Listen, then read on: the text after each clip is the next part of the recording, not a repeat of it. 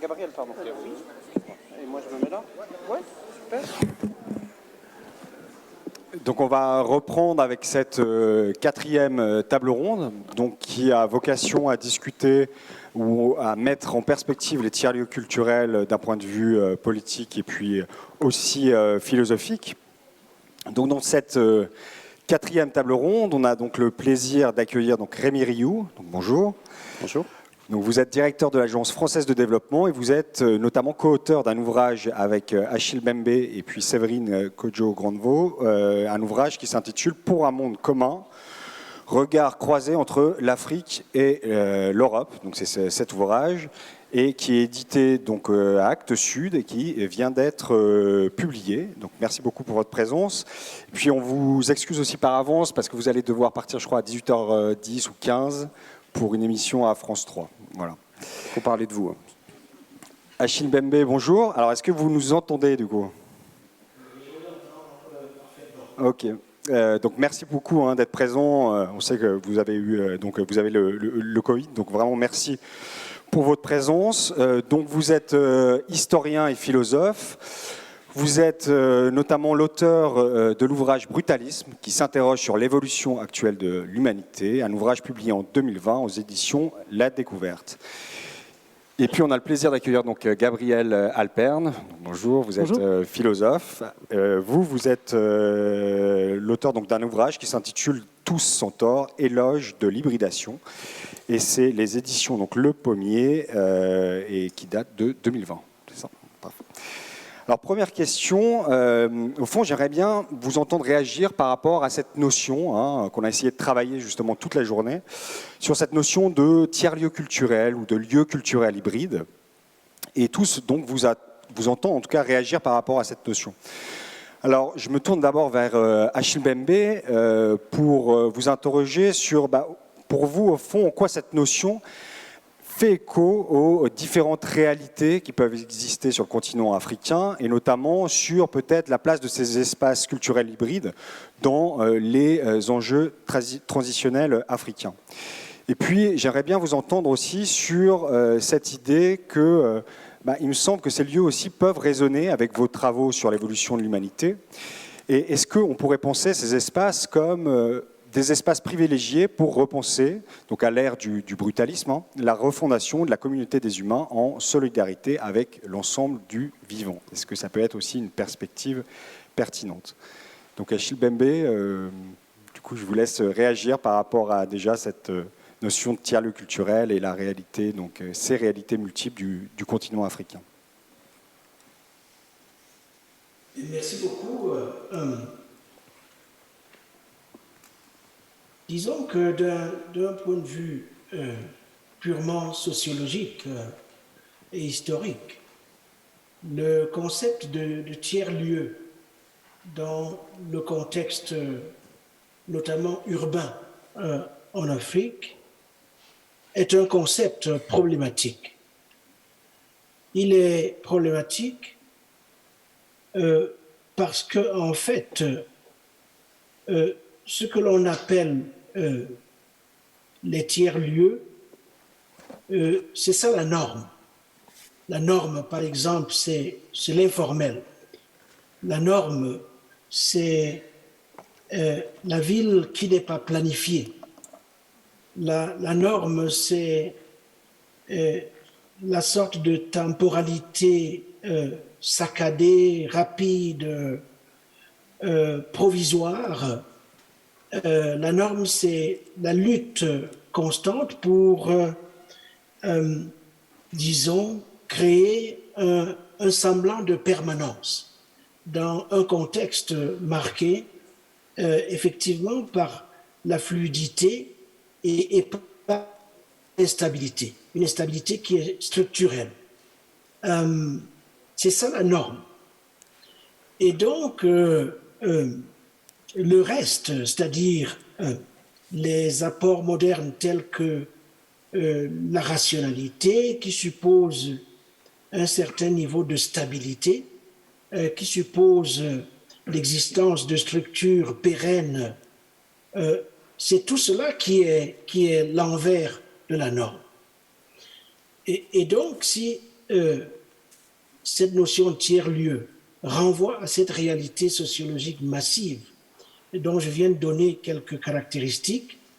Dans ce cas, effectivement, c'est un concept qui peut être utile. Mais il y a d'autres concepts qui émanent de la pratique quotidienne des gens eux-mêmes. J'ai par exemple à l'idée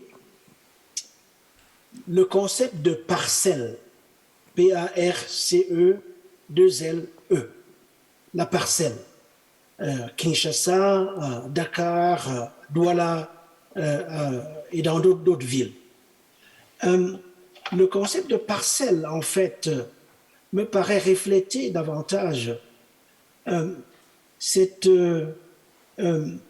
idée d'existence de ce que j'appellerais des bassins de vie, des gisements de vie, effectivement, qui pourraient servir de point d'ancrage à une politique à la fois du soin, soin des qualités du lien humain, et à une politique du vivant, et à une politique de la multiplicité et de l'hétérogénéité. J'insiste sur ces deux éléments d'hétérogénéité et de multiplicité, parce que c'est justement à travers la combinaison d'éléments divers, épars, fragmentaires, que dans la vie quotidienne, les gens arrivent à construire ou à reconstruire à la fois le lien et la vie. Et donc, de mon point de vue, il peut être extrêmement important de partir de la façon dont les gens nomment eux-mêmes leur réalité, les concepts, le vocabulaire qu'ils utilisent pour, disons, ouvrir au type de réflexion que nous avons entendu au long de la journée. Donc voilà, juste d'un point de vue conceptuel, disons, quelques remarques, pas du tout en réponse à la question complexe que vous avez posée, mais enfin,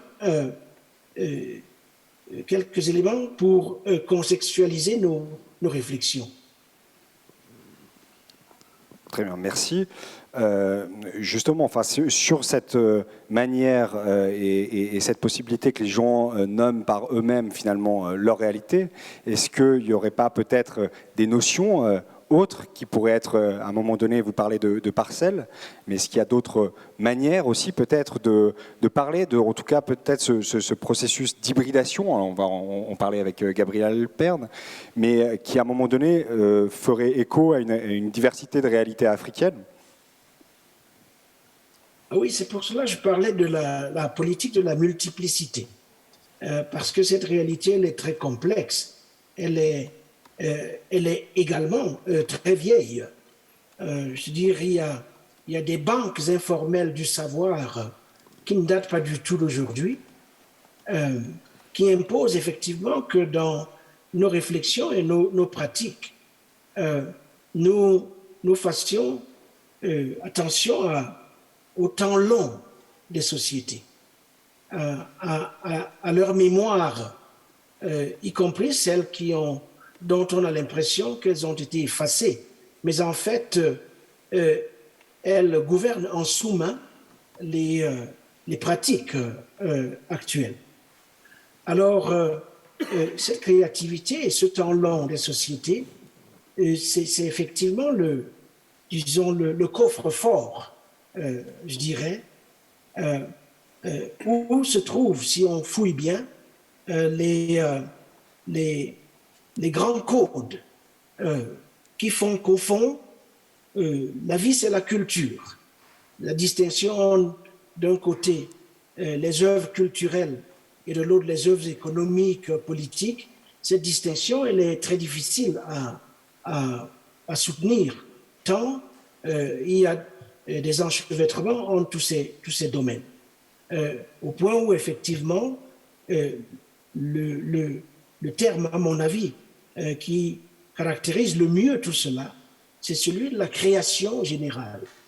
La création générale englobant à la fois les œuvres d'art, les œuvres de subsistance, les luttes pour la survie, et ainsi de suite. Tous ces lieux, effectivement, où a lieu la reproduction des liens, le soin des liens et le soin du vivant en général.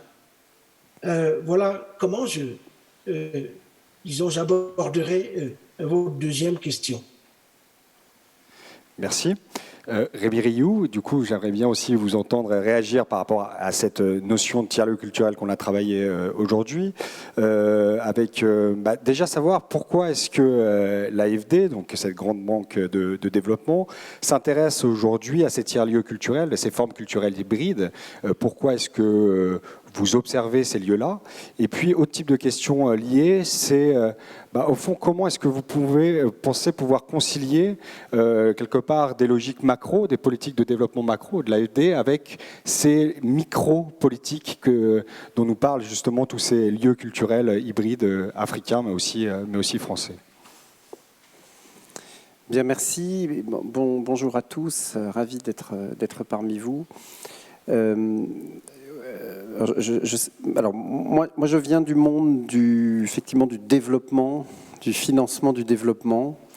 Certains d'entre vous connaissent peut-être l'AFD, qui est un monde qui a longtemps été un monde, je dirais, quand même de certitude, c'est-à-dire on savait comment faire, on avait une recette, c'était un peu ennuyeux en fait, il suffisait de le refaire. Alors c'était des certitudes un peu successives, c'est-à-dire il y a un économiste qui s'appelle William Easterly qui a écrit ça dans un livre qui s'appelle The Elusive Quest for Growth, où il explique en gros chaque décennie avait sa certitude. Donc à un moment c'était les infrastructures qui étaient la clé du développement, et puis après c'était la santé, puis après c'était la gouvernance, puis après voilà, chaque décennie en gros a eu sa certitude. Certains dans la salle s'en souviennent sans doute.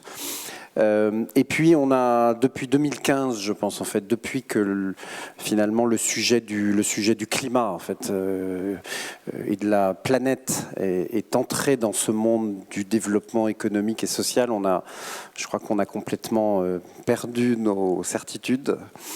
On a abandonné l'idée que le développement, la clé, c'était des interventions sectorielles, je pense. Donc, le sujet, c'est l'esprit des objectifs de développement durable, ce que les Nations Unies ont approuvé en 2015, et puis je mets l'accord de Paris sur le climat dans ce paquet. C'est vraiment des logiques, c'est des logiques de lieu, en fait, c'est des logiques d'espace.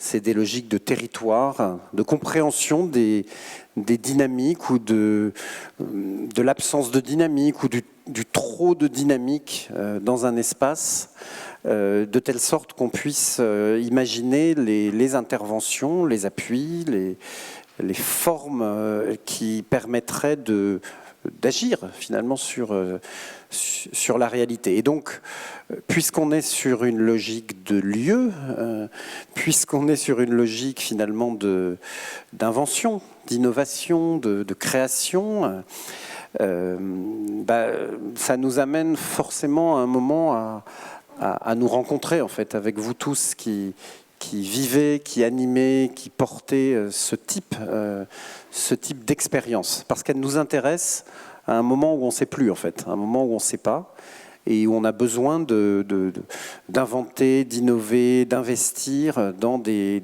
solutions. Des lieux tiers, effectivement. Les mots ont un sens. Donc tiers, pour moi, ça veut dire, je crois que vous en avez beaucoup parlé, ça veut dire quelque part à la frontière entre des choses très institutionnelles, très formelles, et des choses très informelles. Et donc, d'une certaine façon, un tiers-lieu, je pense que c'est un lieu où on dépasse finalement nous, ça fait tellement longtemps qu'on parle du formel et de l'informel. Qu'est-ce qui est le mieux? Donc un tiers-lieu, de mon point de vue, c'est un endroit où on dépasse ces catégories, ou du moins on travaille sur leur articulation. Un tiers-lieu, c'est aussi probablement tiers parce que, Achille vient de le dire, c'est là qu'on trouve des choses très anciennes, probablement, des formes, et puis des choses très modernes. Et qu'on forge tout ça. Et puis un tiers-lieu, c'est aussi un lieu, et on en a vraiment besoin aujourd'hui, qui est multidisciplinaire en fait, qui est multi-artistique, et où on arrive là aussi à trouver des formes artistiques, c'est-à-dire des formes qui anticipent finalement et qui expriment avant que les autres acteurs se soient engagés dans les transitions, dans les inventions. Donc c'est des lieux extrêmement précieux de ce point de vue-là. Et alors évidemment, le sujet, c'est pour ça qu'on est là d'ailleurs, c'est pour ça je crois que demain il y a un atelier. Enfin, le sujet c'est comment passer de ces expressions micro, comme vous dites, à des formes, des politiques publiques, à des investissements à l'échelle, comme on dit. Et ça, je le dirais d'un mot, c'est le travail des banques publiques de développement. C'est le travail de l'AFD dans les 115 pays dans le monde où nous travaillons. C'est le travail, je voyais le logo en arrivant, je les remercie. C'est le travail de nos frères et nos sœurs de la Caisse des dépôts et consignations ici en France. Et c'est pas un hasard probablement qu'au même moment, la Banque des territoires naisse, l'AFD se tourne vers ces sujets et qu'on se mette finalement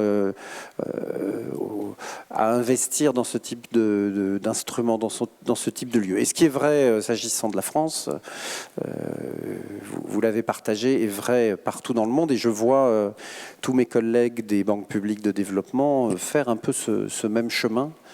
C'est pas toujours facile, hein, parce que évidemment nous on fait plutôt des prêts que des dons, ou on fait des dons, plus exactement on fait des dons à un moment pour libérer des projets qui créent de la valeur et qui peuvent trouver leur financement. Mais enfin, on a bien conscience que ça commence à un moment, en fait. Hein. Toute entreprise naît à un moment dans un garage. Enfin, des entreprises qui naissent grandes entreprises, ça n'existe pas, en fait. Nulle part, jamais.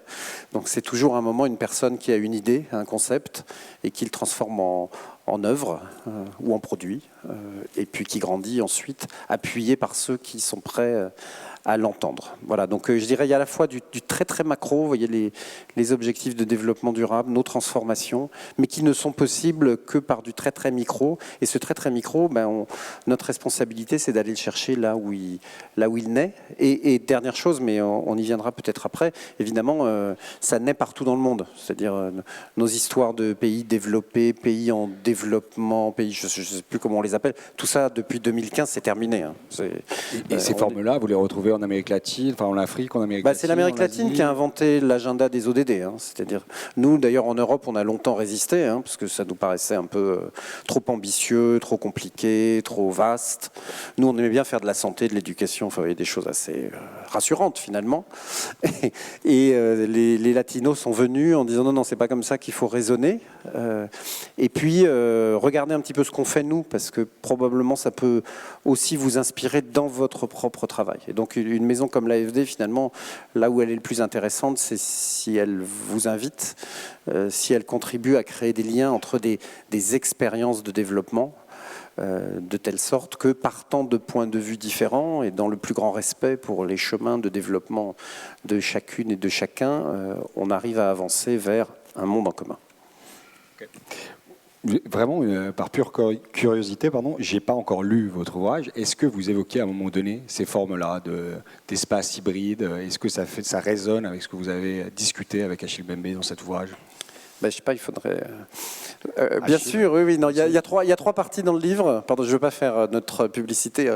Il y a une première partie qui dit ça, en fait, qui dit l'Afrique monde d'Achille. C'est-à-dire, oui, l'Afrique, il se passe des choses en Afrique qui ne se passent nulle part ailleurs. Voilà, c'est comme ça.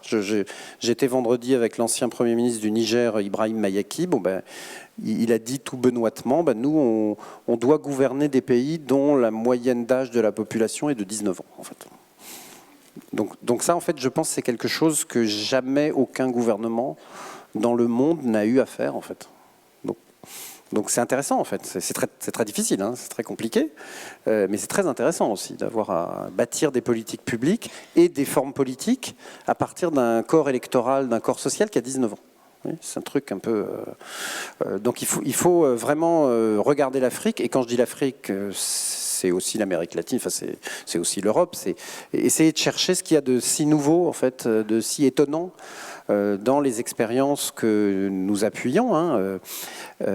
Donc ça, c'est la première partie. La deuxième partie, c'est pour libérer ça, pour regarder ça, il faut dépasser l'héritage colonial. Donc ça, on dit des choses, je crois, assez...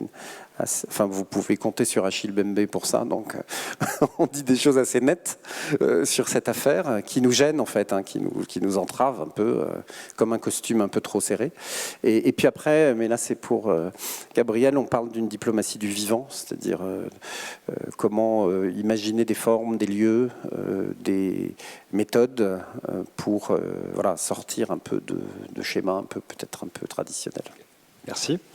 Alors, Gabriel Alperne, on aimerait aussi vous entendre peut-être réagir, déjà, si vous le souhaitez, à ces différents propos, mais aussi réagir à la notion de tiers-lieu culturel, au regard de votre notion, donc vous avez plus particulièrement travaillé d'hybridation, et notamment vous faites le constat d'un processus d'hybridation accélérée du monde, ce qui vous fait dire dans un article que demain, tous les lieux seront des tiers-lieux.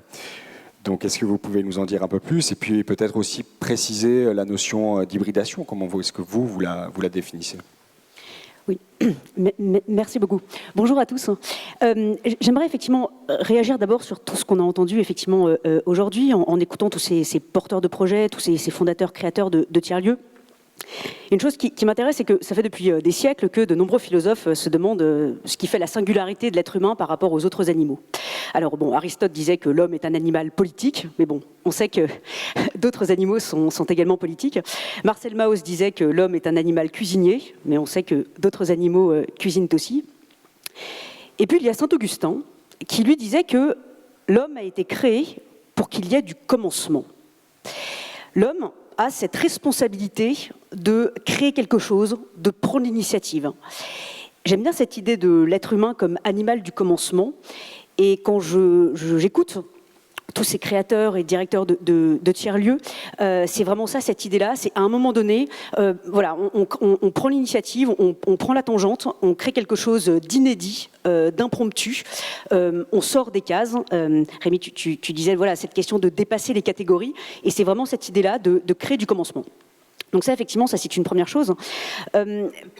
Pour revenir effectivement sur cette idée d'hybridation qui m'est chère et que j'explore depuis de très nombreuses années, je dirais qu'on assiste effectivement, il y a plein de petits signaux faibles autour de nous, d'hybridation, que l'on voit dans plein de domaines de notre vie, qui témoignent du fait qu'effectivement, il y a une grande tendance d'hybridation, et se dire effectivement peut-être que le monde qui vient pourrait être dans une forme d'hybridation accélérée. Et les tiers-lieux en constituent un magnifique signal faible. J'aimerais tout de suite donner une définition de l'hybridation. Voilà, on a parlé de tiers-lieux hybrides, mais qu'est-ce que c'est que ce terme assez étrange? L'hybridation, pour moi, c'est l'idée de faire des mariages improbables. C'est-à-dire que c'est le fait de mettre ensemble des choses, des personnes, des compétences, des métiers, des sciences, des activités, des produits, des usages, des générations, qui a priori n'avaient pas grand-chose à voir ensemble, voire qui pouvaient sembler contradictoires, mais qui justement, mis ensemble, permettent de créer quelque chose de nouveau. Un tiers produit, un tiers usage, un tiers modèle, une tierce économie, un tiers matériau, voilà, et un tiers lieu. Voilà.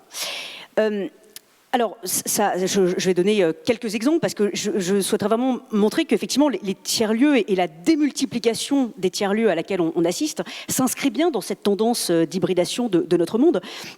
Quelques exemples. Bon, quelques exemples, pardon, de la vie quotidienne.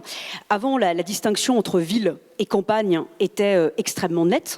Et on voit bien que du fait du point de vue, de la prise de conscience écologique, il y a de plus en plus de projets de végétalisation dans les villes, des potagers, des fermes urbaines, au point que la frontière entre ville et campagne est de plus en plus poreuse. De la même manière, dans nos manières d'habiter, et donc dans tout ce qui est immobilier, foncier, les bâtiments, il y a une pratique du co-living qui fait que, eh bien, par exemple, à l'échelle d'un immeuble, on va mutualiser une salle de sport, une voiture, une chambre d'amis, une buanderie. Bon, il y a une hybridation des habitants à l'échelle du bâtiment. On voit également des écoles qui se transforment en établissement de services. Je connais un collège en Haute-Saône où là, la cantine du collège s'est transformée en brasserie pour tout le village. Les espaces, enfin les salles de classe qui étaient fermées le soir et le week-end ont été transformées pour permettre des cours du soir et notamment permettre donc pour des personnes en situation de chômage, mais également pour des personnes âgées pour leur apprendre à se servir d'un ordinateur, par exemple. Et puis, une fois par mois, le collège est transformé en épicerie solidaire. Bah, voilà, donc il y a effectivement dans plein de domaines cette hybridation. Mais effectivement, j'aimerais revenir sur un point qui est notre rapport à l'hybride. On en a un tout petit peu parlé, notamment quelques porteurs de projets qui disaient, je reprends leurs mots, hein, on galère, enfin voilà, c'est pas facile, faut se battre. Bon. Effectivement, le terme hybride, maintenant on le met un peu à toutes les sauces, hein, mais quand même aujourd'hui encore, quand on dit de quelque chose ou de quelqu'un qu'il est un peu hybride, c'est rarement un compliment. C'est le truc qui ne rentre pas dans la case. C'est la personne sur laquelle on ne peut pas coller une étiquette. Et de fait, l'étymologie ne s'y trompe pas, parce que hybride, ça vient du latin hybrida, qui signifie bâtard ou de sang mélangé. Donc c'est intéressant que une étymologie aussi négative. Donc il y a une connotation négative à ce terme d'hybride. Et justement, ce qui est intéressant, c'est quand on remonte un peu dans l'histoire des idées. Moi, je suis retombée sur ce fameux mythe du centaure, hein, donc le centaure qui est un mythe issu de la mythologie grecque antique, qui est un être humain au-dessus de la ceinture et un cheval en dessous de la ceinture. Et ce qui est intéressant dans le centaure, c'est que ce soit dans les textes qui nous viennent de l'Antiquité, ou alors que ce soit dans la peinture ou dans la sculpture, dans toutes ces représentations, il est presque toujours décrit ou dépeint comme un personnage monstrueux, comme s'il nous voulait du mal. Voilà. Il suscite la méfiance. Et dans ce qui est hybride, puisque c'est encore une fois le truc qui ne rentre pas dans la case, oui, ça suscite la méfiance, on ne sait pas comment le saisir, c'est aussi très imprévisible. Voilà. Et il y a cet effet un peu de surprise. Et puis, je parlais tout à l'heure de l'hybridation comme mariage improbable, et il y a, et on l'a bien vu dans ces tiers-lieux, il y a une notion un peu de transgression. C'est-à-dire qu'à un moment donné, on décide de prendre la tangente, de créer quelque chose d'inédit, d'impromptu, qui sort des cases, voire qui casse les cases. Voilà. Et donc, forcément, oui, ça déstabilise. Donc, moi, ce qui me réjouit, c'est de voir que cet imaginaire un peu négatif lié à l'hybridation est en train, heureusement, de s'estomper. Et que c'est un peu comme si, progressivement, on apprivoisait notre angoisse de l'hybride et que l'on est un peu plus prêt, justement, à faire la place à ces lieux, à ces personnes, à ces métiers, à ces politiques publiques, peut-être, hybrides. Voilà. Ok. Alors, moi, j'ai toujours pas dépassé l'angoisse de l'hybride. J'ai un travail de fond à faire. Et du coup, d'où ma question, en fait, de finalement cette perspective de lieux complètement hybrides, peut-être de lieux génériques. Et d'où mon angoisse de savoir c'est quoi demain la spécificité de la question culturelle. C'est quoi il n'y a pas risque quelque part de dilution de la culture, une dilution généralisée. Et puis peut-être une autre question par rapport à ce que j'ai présenté ce matin, donc vous étiez présente, sur finalement cette courte histoire des lieux de savoir et de culture, où il y a quelque part cette idée à un moment donné de se mettre en retrait justement des mouvements de la vie sociale, de la vie urbaine pour produire de la connaissance, des savoirs et de la culture. Qu'est-ce que ça nous dit aujourd'hui par rapport à cette longue histoire des lieux de savoir et de culture ? Oui, alors il y a plein de questions en une. Alors en tout cas, je prends la première. Sur cette question d'uniformisation, d'aspect un peu générique, l'hybridation, ça n'est pas du tout la standardisation ou l'uniformisation. Au contraire, la figure du centaure, c'est une espèce de singularité. Voilà, donc je pense que chaque tiers-lieu, et moi c'est ce qui m'a frappé aujourd'hui, c'est que certes, il y avait plein de points communs, évidemment, dans cette idée de créativité, de sortir des cases, voilà. Et en même temps, chacun portait une forme de singularité. Donc ça, pour le coup, je ne pense pas du tout à cette idée d'aspect un peu générique qui apporterait une sorte de dilution. Je pense En revanche, pour le coup, que notre société, et là, je pense que c'est pour ça qu'on arrive au bout de cette logique-là, et donc d'où cette ère de l'hybridation qui s'ouvre, c'est qu'on est vraiment allé au bout de cette logique de cases où chacun est dans son monde. Je vais prendre une image que je trouve magnifique de Lucrèce, le philosophe Lucrèce, qui expliquait qu'avant la création du monde, chaque atome tombait en ligne droite, comme des gouttes de pluie, voilà, chacun entraîné dans sa pesanteur. Donc les atomes ne se rencontraient pas. Et en fait, à un moment donné, il y a un petit atome qui a décidé de faire un petit pas de côté et donc de s'entrechoquer avec les autres. Et de ces entrechocs, de ces rencontres, ont pu effectivement naître une forme de créativité. Et c'est ça qui a permis de créer le monde, de créer la nature. Et dans ces idées, effectivement, dans le développement de ces différents tiers-lieux, on voit bien qu'au contraire, c'est vraiment cette idée, voilà, de petit entrechoc, de rencontre entre des univers qui, a priori, n'auraient pas forcément dû se rencontrer, le numérique, la culture, l'art, différentes générations, l'artisanat, voilà. Et bien, au contraire, il y a un enrichissement mutuel.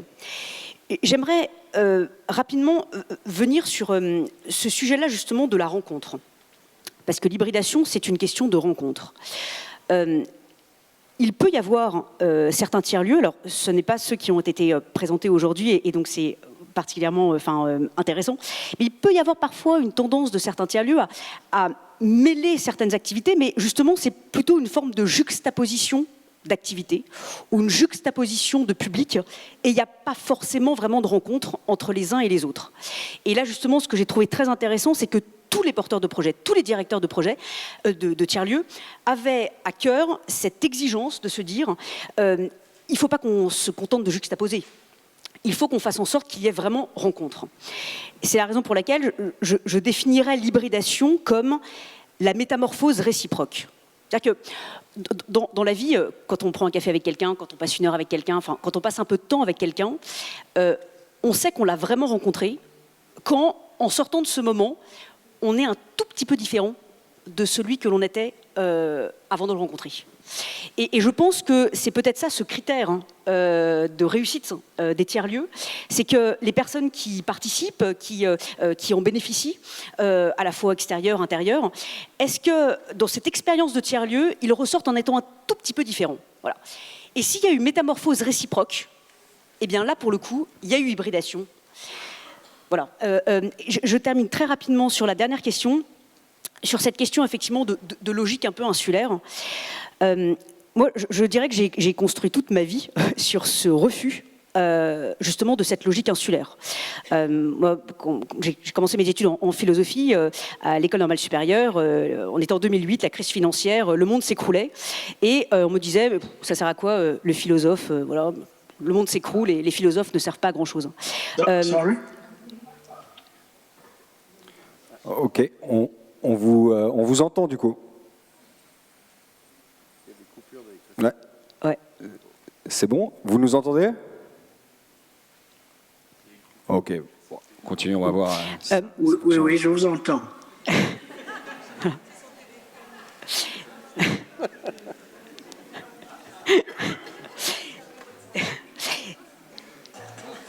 Une rencontre improbable. Ouais. Exactement. Très rapidement. Je pense au contraire que cette idée-là du philosophe, mais c'est vrai pour l'artiste, c'est vrai pour le chercheur, qui est dans son monde, dans le monde des idées, ou enfin reclus dans son atelier, je pense qu'il y a une irresponsabilité là. De la part du chercheur, de l'artiste. Enfin voilà. Je veux dire, cette question du rôle du philosophe dans la cité, du rôle de l'artiste dans la cité, du scientifique dans la cité, il est essentiel. Rester enfermé dans son monde des idées, loin de la réalité. S'amuser à parler une langue très compliquée, voilà, parce que bon. Non, on n'a pas le droit. Voilà, quand on est un chercheur, quand on est un scientifique, quand on est un artiste, quand on est un philosophe, on doit au contraire être dans la cité, s'engager dans la cité, diffuser. Voilà. Donc cette logique de pensée insulaire qui finalement crée des silos entre les personnes, des fractures entre les personnes et renforce les identités de chacun, au contraire est mortifère. Et puis enfin, on s'enrichit les uns des autres. Et honnêtement, un travail d'un artiste tout seul dans son coin, ou d'un philosophe tout seul dans son coin, d'un scientifique tout seul dans son coin, n'aura absolument aucun intérêt. Merci beaucoup, vous avez calmé mon angoisse de l'hybridation par ces quelques réponses. Peut-être Rémi Rioux, du coup, le colloque, on l'a quand même intitulé « Tiers-lieux culturels vers de nouveaux modes de coopération entre l'Afrique et la France ». Donc il y a cette question, effectivement, de la coopération. D'où ma question, en quoi, pour vous, ces tiers-lieux peuvent être aussi peut-être des espaces d'expérimentation, d'autres formes de coopération possibles? Alors moi, je voyage beaucoup, évidemment, donc j'en visite autant que possible des tiers-lieux. J'étais récemment au Rwanda, donc j'ai visité le K-Lab d'Aphrodis Mutangana. Alors ça c'est pas un tiers-lieu culturel vraiment, c'est plutôt numérique. Bon, ça nous rassure aussi, parce que ça a l'air un peu technique, un peu... Mais enfin bon, c'est un peu la même chose en fait, parce que peu importe l'outil finalement, du moment qu'il y a création. J'étais à Nouméa il y a très peu de temps, où là c'était vraiment un tiers-lieu culturel qui s'appelle le Rex de Manuel Touraille. On a eu une très belle soirée. J'ai vu mon ami Jean-Christophe Levasseur là, qui est dans la salle. J'étais passé à la condition publique aussi à Roubaix il y a quelques années. Donc il faut appuyer évidemment, et je sais la difficulté parfois à faire vivre, à animer, à financer ces espaces. Donc il faut trouver la façon de les protéger et de les faire grandir. Donc je renvoie encore à notre atelier, Charles Houdard est là, je sais que vous continuez demain à notre campus, là ici à Marseille, chez Sarah Marniès aussi, qui est à côté de lui, les échanges pour passer peut-être après nos discussions d'aujourd'hui à une phase un peu plus opérationnelle. Si vous rassemblez vos forces, si vous en exprimez la demande, évidemment, nous, ça va beaucoup nous aider côté AFD à bâtir un programme finalement d'appui. Et encore une fois, pas dans une logique nécessairement de subventionnement perpétuel, hein, vraiment dans une logique, oui, d'hybridation, dans une logique de création de valeur, dans une logique oui, qui à un moment trouve son modèle économique, certainement.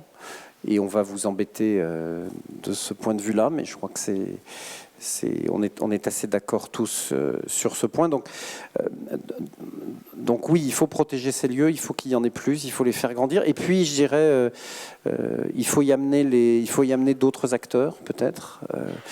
Et je pense en particulier que le moment est venu, c'est l'objet même de notre rencontre d'ailleurs, d'y amener des acteurs publics. Je pense qu'il y a une prise de conscience qui tourne parfois à l'angoisse d'ailleurs, hein, très profonde, partout, y compris dans les administrations ou les responsables qui ont l'air très sérieux parfois, qui ont compris quand même que des choses sont en train de décaler, et que l'administration n'a plus toutes les solutions.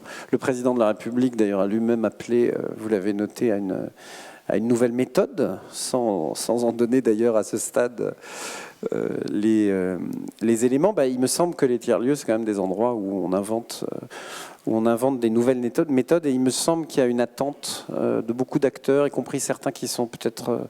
Enfin bon, à titre personnel, souvent ils fréquentent aussi ces lieux, donc regardons-les de façon complète, et essayons d'imaginer peut-être des formes où oui, voilà, la culture, l'art rejoint finalement ceux qui sont en charge de l'administration des choses ou des personnes. Et avec un trait commun, je termine peut-être là-dessus, il me semble que toutes ces personnes-là ont le souci des œuvres, c'est-à-dire ont le souci à un moment de produire quelque chose qui change la réalité ou qui change les vies, évidemment en utilisant des arts ou des techniques différentes, mais qui gagnent à être confrontés. Donc, moi, j'avais fait un autre livre qui s'appelait Réconciliation, donc c'est pas hybridation, c'est pas tout à fait tiers. Enfin, je crois que tout ça, c'est la même idée quand même. Hein. C'est comment on trouve des lieux, des formes, des instruments qui permettent de dépasser des fractures ou de dépasser des oppositions de toute nature, en vérité, hein, personnelles, nationales, internationales.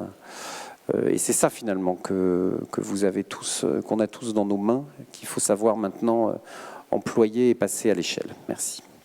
Merci beaucoup. Une dernière micro-question. Est-ce qu'on pourrait voir demain des agents de l'AFD travailler au sein de tiers-lieux hybrides peut-être? Il y en a déjà, hein, je pense pas. Non, ouais. Ça existe?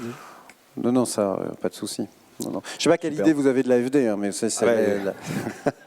l'AFD, d'ailleurs, c'est pas facile d'en avoir une idée, d'ailleurs, probablement. Moi, je dis c'est l'Arche de Noé, l'AFD, en fait. Donc, c'est une maison où vous avez des profs, des médecins, des ingénieurs, des financiers. L'idée, c'est d'avoir je dirais, en quantité suffisante, mais pas excessive, des gens de tous un petit peu de toutes sortes, parce que la logique, c'est qu'ils soient capables de comprendre justement un territoire, qui soit capable de comprendre la demande qui est formulée par des populations, des autorités, parfois une demande qui est formulée de façon très technique ou de façon très, très peu technique, selon les cas, et d'arriver à la transformer en action, en fait, d'arriver à la transformer en réalité, d'arriver à la transformer en œuvre. Donc c'est un métier très particulier, hein, où il faut surtout jamais imposer sa propre vision, son propre objectif. Il faut évidemment entrer dans un dialogue exigeant parfois, hein, c'est-à-dire parce qu'à un moment il ne faut pas que ça reste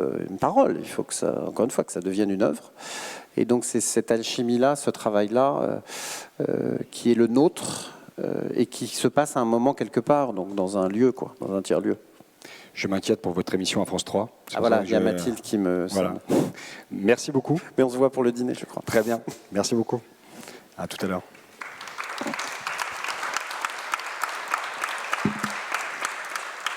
Alors, je continue du coup avec vous, Gabriel Alperne, avant de laisser le dernier mot à Achille Mbembe. On voit bien en fait que ces formes d'espace hybride, de tiers-lieux, en tout cas questionnent l'action publique. Pour vous, en quoi est-ce que finalement, soit l'hybridation ou ces espaces hybrides peuvent amener à transformer justement les politiques publiques, les normes et les réglementations? Est-ce qu'il y a un... Voilà. C'est très intéressant parce que Achille Mbembe parlait de politique de l'hétérogénéité ou politique de la multiplicité.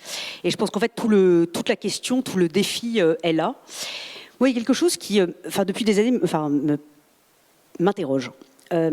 Lorsque l'on regarde de près les programmes politiques des candidats aux élections locales ou nationales.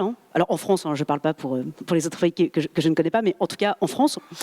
Donc voilà, les programmes des politiques de ces candidats. Ce qui m'interroge, c'est que ce sont toujours des programmes politiques catégoriels.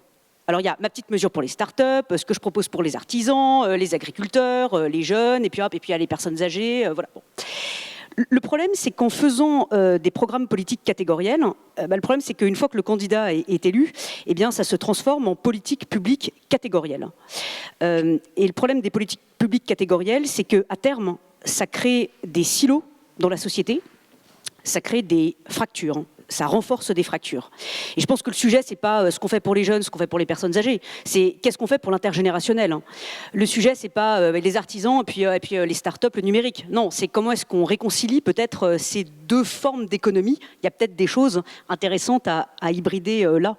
Et je pense que tout le sujet est là. Et justement, ce que je trouve intéressant avec les tiers-lieux, qui sont de véritables laboratoires d'expérimentation de nouvelles méthodes, etc., eh bien, c'est que là, pour le coup, je pense qu'on expérimente cette idée-là. Donc, l'intergénérationnel, là, je pense qu'il y a des choses qui peuvent être créées. On en a peu parlé aujourd'hui, mais je pense, pour un vrai sujet de société, par exemple, la question du vieillissement. Alors bon, si j'ai bien compris, ça concerne moins l'Afrique, mais enfin bon, quand même. La question effectivement du vieillissement, nos fameuses maisons de retraite, voilà, on met toutes les personnes âgées ensemble. À quel moment est-ce qu'on va complètement repenser les maisons de retraite pour en faire des tiers-lieux où c'est à la fois un incubateur de start-up, une école, un musée, enfin un lieu de vie, un lieu d'apprentissage. Voilà. Je pense que tout le sujet est là et ça va être le grand défi des décideurs publics, que ce soit politique ou alors au sein des administrations, c'est comment est-ce qu'ils vont mettre en place ces politiques publiques hybrides. C'est pour ça que j'étais particulièrement intéressée par les propos de Rémi Rioux, parce que là, pour le coup, dans ce sujet-là, de se dire c'est fini avec les certitudes. le sujet, c'est plus des politiques sectorielles, hein, mais le sujet, c'est le territoire. Là, pour le coup, le territoire peut permettre justement de dépasser les catégories. Le tiers-lieu peut permettre de dépasser les catégories et effectivement d'expérimenter ces fameuses politiques publiques hybrides. Merci. Donc c'est la fin des politiques sectorielles, a priori. Au moins on a avancé là-dessus. Et donc Achille Mbembe, donc vous nous avez parlé de l'importance de penser une politique de la multiplicité. Dans vos textes, vous parlez aussi de cette idée de mettre en œuvre, de penser en tout cas une politique de la respiration. Alors est-ce que vous pouvez nous en dire un peu plus là-dessus, sur cette notion de respiration? Et pour finir, en quoi est-ce qu'on pourrait penser aussi des espaces de la respiration, et peut-être est-ce que ces tiers-lieux pourraient être justement ces fameux espaces de respiration? Et d'abord, je voudrais exprimer mon accord avec ce que vient de dire Gabrielle. Elle appelle ça hybridation. Évidemment, on peut donner, coller d'autres mots, mais on parle de la même chose. Pour ce qui concerne une grande partie du continent africain, il est clair qu'il y a des bassins de vie. On peut les appeler des tiers-lieux ou pas, peu importe. Il y a des bassins de vie. Ils sont très nombreux. Mais ils sont, par définition, extrêmement vulnérables et fragiles. Ils sont menacés. Ils sont menacés y compris par ce que nous appelons les politiques publiques. Ils sont menacés également par les politiques dites d'aide au développement. On n'a pas le temps d'en parler, mais il y a toute une sorte de facteurs qui fragilisent ces bassins de vie. Et donc, de mon point de vue, l'urgence, parce que c'est de cela qu'il s'agit, est de savoir comment les protéger, comment assurer la protection de ces espaces de respiration, c'est-à-dire ces espaces d'accueil où se manifestent en acte des énergies sociales libérées et où les gens réapprennent à avoir confiance en eux-mêmes, en leur capacité de créer, de se mettre debout et de se mettre en mouvement. Gabriel parlait tout à l'heure du commencement. En Afrique, c'est vraiment le mouvement.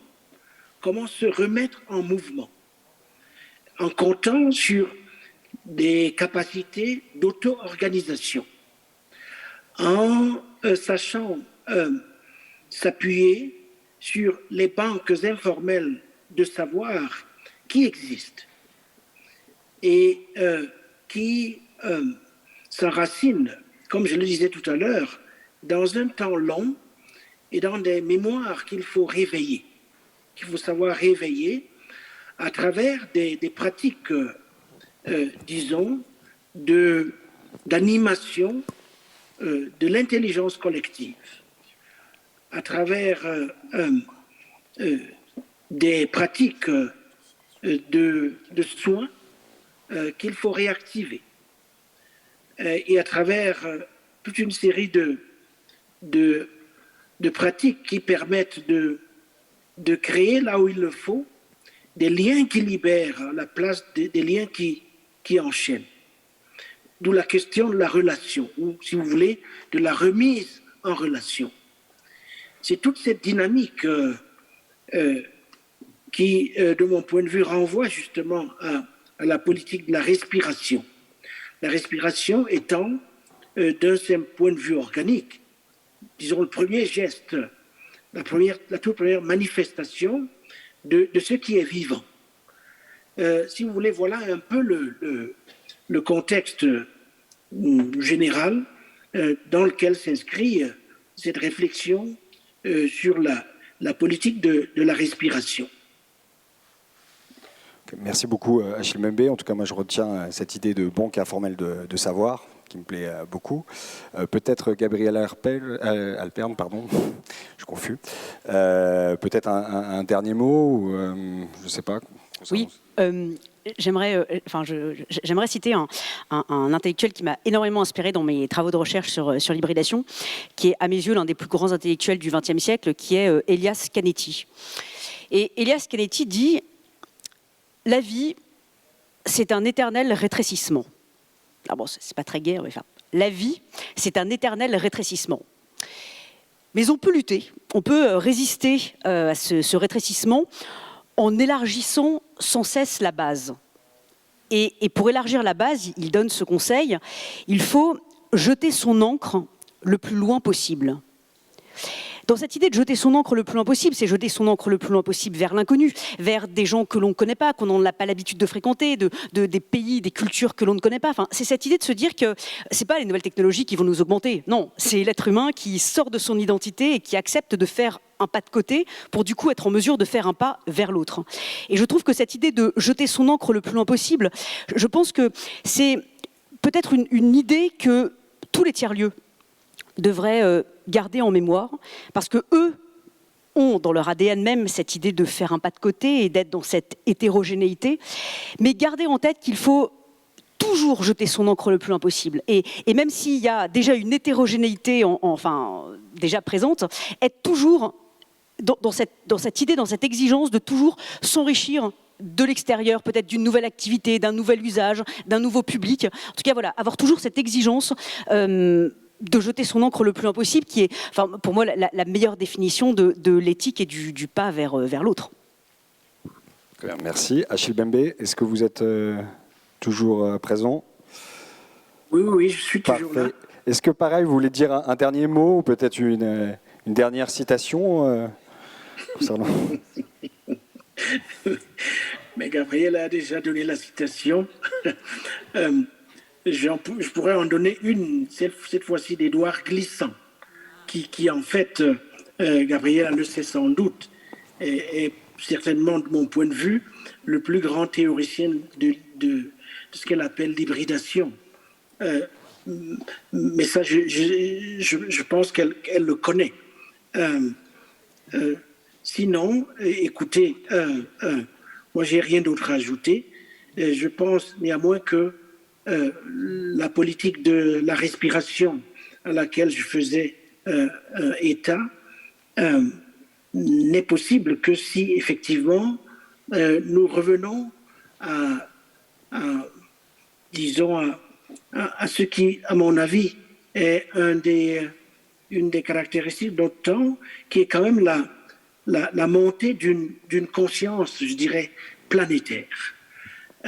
La montée lente d'une conscience planétaire qui est pas du tout l'équivalent de l'universalisme que certains portent en bandoulière, si vous voulez, mais qui renvoie à quelque chose effectivement de nouveau, qui a trait à la situation dans laquelle se trouve notre monde.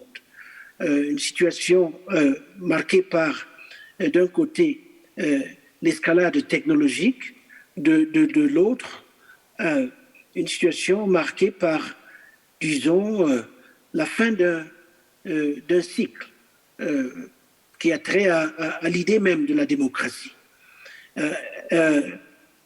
qui est aujourd'hui elle-même, on le sait, en crise, et qui nous impose de réfléchir aux moyens de la transformer, de passer d'une démocratie pour quelques-uns à une démocratie à la fois du soin et du vivant, qui réconcilie toutes les espèces et qui nous permet, cette fois-ci, d'envisager l'avenir du monde, non pas du tout dans la perspective de récréation des barrières et des murs et des frontières, mais justement dans la perspective de la défrontiérisation.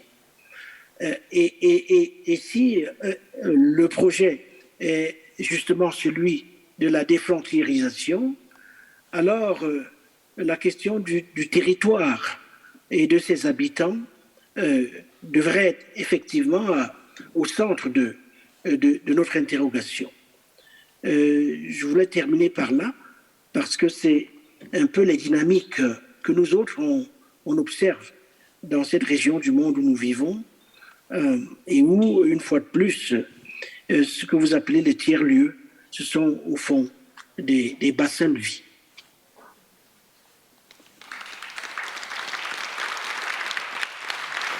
Merci beaucoup à Achille Mbembe pour cette dernière intervention. En tout cas, moi, je retiens que tout ça fait écho à ces idées de bassin de vie, de respiration, de défrontiérisation.